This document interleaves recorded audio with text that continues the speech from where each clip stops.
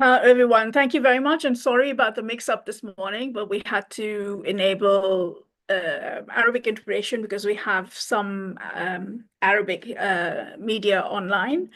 If you are wanting to listen to the whole presentation and the session in Arabic, please click on the little globe at the bottom of the thing if you're on a desktop on Zoom and select the language you want, and you will hear it in Arabic. We will send out press releases in advance to you. This particular report is going to be launched at the Sustainable Summit, which is being hosted by GFE tomorrow at DIFC. So it'll be live there by Tariq. But we will give you a little briefing in advance on here before you join them. I will send out the press release and all the detailed material after this, and also send it out tomorrow morning to my database, all of you, all the others later. If there are any questions, please and if you want a one-on-one, please let me know. We can set these up later on email or on Zoom following this up. But I'm going to introduce you to Madeline first, who's the communications manager and lead for global communications and key influences lead for Ummah for Earth project at Greenpeace MENA. And she will introduce Tariq and a little bit about the background of the company and bit background of the organization. So thank you all for your notes, and please use Q&A for any questions you have, and we'll try and answer them during this webinar. There will be a recording of it, as well as it's being streamed on YouTube, so obviously it'll be available for later as well. Over to you, Madeline. Thank you, Mita, and welcome everyone. So I will be giving you, as Mita said, a bit of an overview of the Ummah for Earth Alliance, as well as Greenpeace Middle East and North Africa. So Ummah for Earth is a faith-based climate alliance. We are 40+ organizations and individual experts. Our allies are from all over the world. The alliance was created in 2020, and we aim mainly to contribute to a movement within Muslim communities and beyond to protect the most vulnerable and affected communities by the climate crisis. We seek also to show how Muslim culture and values are important guiding light for a more sustainable future, and we work to amplify the voices of Muslim youth in global climate conversations as well. And we work on 3 main levels, so advocacy for policy change, education and awareness, and community-led initiatives. As for our current allies, they all have diverse backgrounds and expertise, including faith-based, environmental and humanitarian organizations, and our individual allies are leading experts in terms of the intersection between climate and Islam. We have allies from the MENA region, from Indonesia, Malaysia, Canada, USA, UK, Germany, Africa, and Pakistan. As for Greenpeace Middle East and North Africa, Greenpeace Middle East and North Africa is part of the Ummah for Earth Alliance and led on its creation. It was one of the first 5 organizations that actually worked to create the Ummah for Earth Alliance. Greenpeace MENA is an environmental organization that was established in 2018 in the goal of protecting the environment and addressing the impacts of climate change in the region. The organization aims to provide safer and healthier lives for local communities. The organization considers the Middle East and North Africa as their home, and they work within a creative, collaborative approach to minimize the environmental, economic, and social impacts induced by the global climate crisis. Moving on to the issue at hand, for the reports. The Islamic Finance and Renewable Energy Report is a collaborative, informative effort between Greenpeace MENA as part of the Ummah for Earth Alliance and the Global Ethical Finance Initiative. It examines the profound connection between Islamic finance and renewable energy and provide a comprehensive analysis of how Sharia-compliant financial instruments can drive the global transition to sustainable energy. Tariq will be presenting the report and its main findings, and also our main call to action for the report itself. Tariq Al-Alaimi is a long-term Ummah for Earth ally. He is currently the Islamic Finance Advisor for the Ummah for Earth Alliance with Greenpeace MENA. He holds advisory and board roles with entities such as the UN Decade on Ecosystem Restoration, UNEP and FAO, the UN Climate Change High-Level Champions Race to Resilience Campaign, the Global Shapers Community, 1T.org, and the EAT Forum, EAT, which is the leading science-based global platform for transforming food systems. Often working at the intersection of faith, finance, and sustainability, Tariq has co-founded several social enterprises, and he serves also on faith-based boards and is an advisory member of the World Economic Forum's Faith in Action report. So the floor is yours, Tariq. Thank you very much, Madeleine. Assalamu alaikum. Good morning, everyone. I'm just going to share my screen as well and give it a moment to load. Thank you all for joining us today for the launch of this really groundbreaking report on Islamic finance, renewable energy. So what I'd like to do today is to present the key findings as well as provide a framing for where this report stands in this critical global moment for the world. Firstly, this report represents the evolution of a strategic partnership between Greenpeace MENA, the Ummah for Earth Alliance, as well as the Global Ethical Finance Initiative, also known as GEFI, particularly in the UAE. And our collaboration began last year with a series of workshops with the Ummah for Earth Alliance, exploring the Islamic finance's role in sustainability, its power for climate action, and that was followed by the launch of our Islamic finance plans at COP28 here in the UAE with GEFI. And as Mita had mentioned, we'll be launching officially and presenting this report tomorrow at GEFI's Unlocking Islamic Sustainable Finance Summit, which will bring together the Islamic finance ecosystem here in the UAE and really demonstrating our continued commitment to mobilizing Islamic finance for climate action. And today's preview gives you the first look at our findings, which will show that Islamic finance is actually a largely untapped pool of capital for the energy transition, for meeting not just UAE's goals, but actually the Muslim majority countries' goals around climate action, and really looking at its natural alignment with environmental stewardship principles. And I think this is the best day to have this briefing, and I think it's incredibly relevant given that we're in the closing days of COP29 in Baku, which is now focused on closing the climate finance gap. So I'm going to dive into it as well, because I know we started a little bit late with the key findings of the report, really that this is a $400 billion opportunity. So in terms of the scale of the opportunity, the Islamic finance industry currently manages $4.5 trillion in assets, and it's projected to reach 6.7 trillion by 2027. This has the potential to transform renewable energy financing. Our research shows that by allocating just 5% of these assets into renewable projects, we can unlock $400 billion for climate finance by 2030. And to put this into perspective, this amount could fund nearly 200 gigawatts of solar capacity, equivalent to powering almost 45 billion homes in our region. And the momentum is already building, particularly in the region.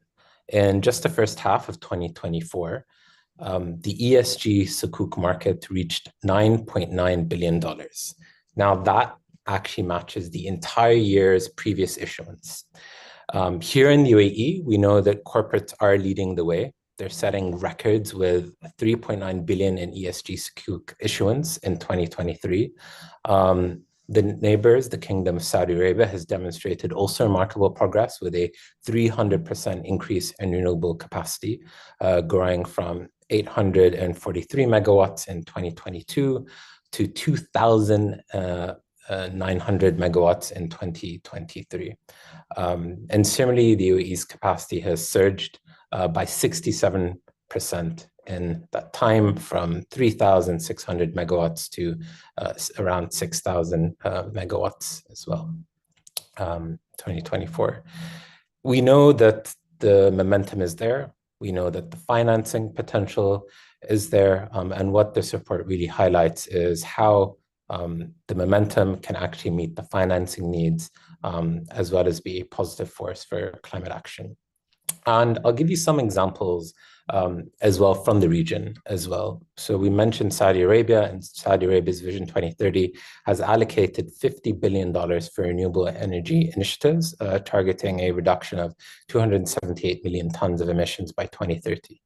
The UAE, in its climate leadership, also aims for a 40% emissions reduction by 2030 through projects like the Dhafra solar PV project. And these demonstrate really the scale of projects that are possible through Islamic finance instruments. We also have in North Africa, Morocco has achieved a 13% increase in renewable capacity through projects like the Noor Solar Complex. And this is really complemented by a very enabling regulatory landscape evolving. So the UAE Central Bank has also groundbreaking green finance products. Saudi Arabia has developed its green financing framework, and all enable both green bonds and sukuk issuances. Also in the GCC, Kuwait's Capital Markets Authority made a comprehensive amendment to regulate green and sustainability sukuks in 2022. We know that these examples, again, with the potential of climate financing, with the need, with the increasing market momentum, only provide the conditions for green and sustainable Islamic finance to really enable this energy transition, of which both GCC countries have committed to, but also across the MENA countries, as well as the Muslim majority world. And on the Muslim majority world, on the sovereign level, if I may speak about South Asia and Southeast Asia, Indonesia has also become the first sovereign green sukuk issuer with a 1.25 billion issuance in 2018. And this was followed by additional issuances, including their largest green sukuk tranche of 1.5 billion in 2022. Malaysia has also integrated Islamic finance into their 12th Malaysia Plan Roadmap, which was from the period of 2021 to 2025, with Islamic finance now accounting for nearly 50% of their market share. And in the report, we highlight a number of case studies, and two in particular, really looking at realized impact when it comes to the potential we're speaking to of Islamic finance meeting renewable energy needs. So one, the Saudi electricity company smart metering project was funded through a green sukuk, and it was a project that avoided nearly 1.89 million tons of greenhouse emissions annually projected. And similarly, Indonesia's renewable energy projects have achieved an estimated annual reduction of 900,000 tons of CO2 emissions through various green-funded sukuks. Now, what's important to mention is it's not just the greenhouse emissions. These are socioeconomic projects that have created jobs, that have improved livelihoods, that have had positive health outcomes.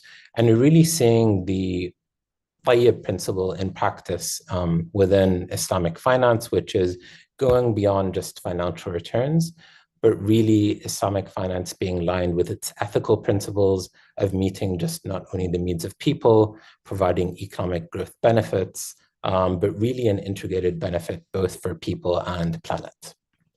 Now, we know that the potential is there, and what this report also does is not only highlight the potential, highlight the market momentum, highlight as well where regulators can also further improve and support banks in taking this opportunity. But also we've developed what we call the Educate framework, which is this blueprint for engaging stakeholders and taking action on Islamic finance. And this framework provides practical steps for Islamic financial institutions, regulators, and other stakeholders to really accelerate their participation in this renewable energy financing transition. So I'll break down what we mean by educate. The E stands for engage. So we're calling for proactive engagement between Islamic financiers and the energy sector through these dedicated platforms. This can include annual forums, working groups, and regular dialogue to bridge the knowledge gap between these sectors. The D is for disseminate. We must actively share these success stories and best practices across the industry, which is why for all of you on the call, you have an essential role in this. For example, learning from UAE's Dubai Islamic Bank's 1.75 billion Green Sukuk program, which supports clean transportation, renewable energy projects, or Indonesia's Sukuk program that I mentioned earlier. These kinds of success stories then provide a practical blueprint for other institutions to follow, but not actually a lot of Islamic finance banks, institutions do know these success stories, do know that it's possible, do know that there's a great need for renewable energy financing, that actually they're the best place to meet and to support. The U stands for unlock. It is really also positioning Islamic finance as the preferred financier for renewable energy products. This does mean developing new financial products specifically designed for renewable energy products. And this also really brings it back to Islamic finance ethically in its principles being the appropriate mechanism for climate finance in the region, particularly when it comes to renewable energy, in meeting, as I mentioned, not only just the energy needs, but projects that are providing positive health outcomes, job outcomes, as well as really supporting an ethical regulatory environment for the market. C emphasizes on collaborate, so encouraging partnerships between financial institutions, renewable energy developers, and we've seen the successful example as well in UAE's record-breaking ESG Sukuk issuance, where exactly that type of collaboration has happened, and that's something that we need to see in other markets. The A stands for advocate, really in the need for pushing necessary reforms and best practices, both within the Islamic finance and renewable energy sectors. Again, the UAE has taken the lead on this and really encourage other countries as well to be working with regulators to create similar enabling frameworks and standards. The T focuses on taking action. So we do call for every financial institution and policymaker to make this a priority and to implement specific fears within their influence. And finally, E represents evaluate. We do need to have an honest and transparent conversation around sharing outcomes of green Islamic finance projects. And this report really is a start to that conversation and really engaging the wider sector to look at what is working within the wider Islamic finance field, look at the honest answers of why haven't Islamic finance banks invested into renewable energy products so far, and how can we start to bridge that gap. And this framework is essential because it represents this opportunity for the region, specifically in MENA, to become a global leader in renewable energy financing.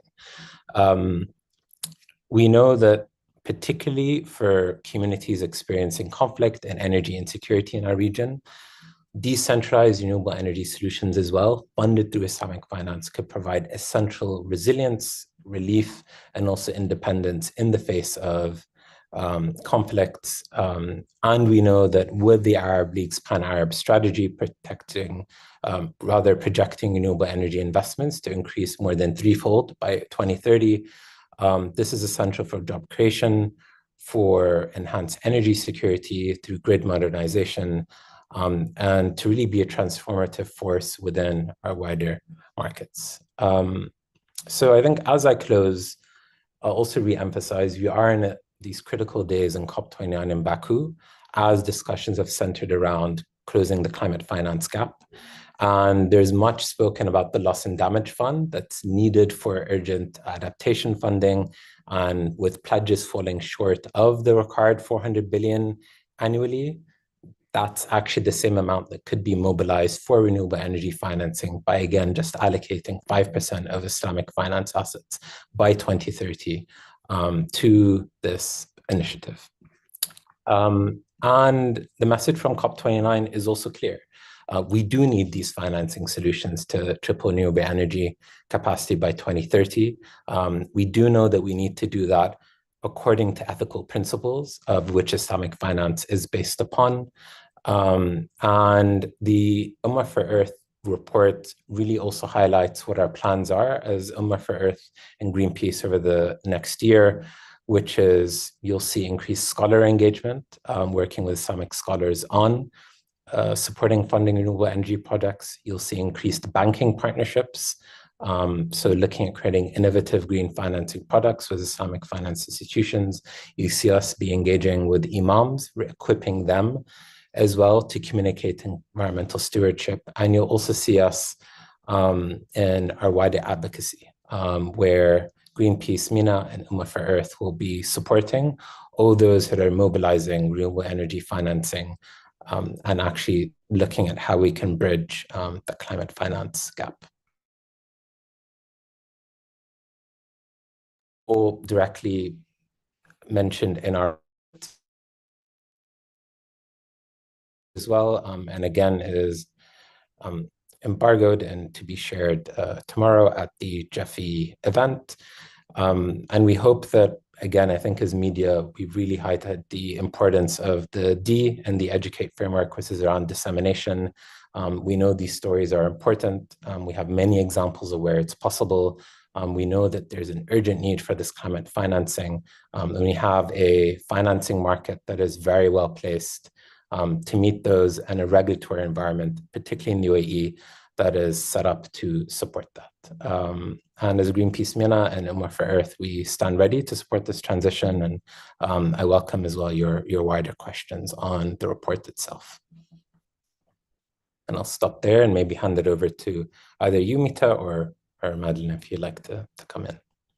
Thank you, Tariq. Thank you very much for that presentation. If any of the media have any questions, I can allow you to talk. Maybe I should add you as an option so you can ask questions.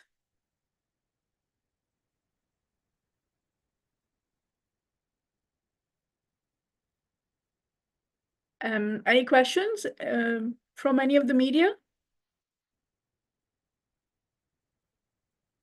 Right, then thank you very much for your time and thank you very much for attending it. I will send over the press release and details on email. If anybody wants to set up an interview, please drop me an email. All of you know me very well anyway. Thank you, Tariq. Thank you, Madeline, for joining us on this call. If there are no more questions. Thank you, everyone, for joining.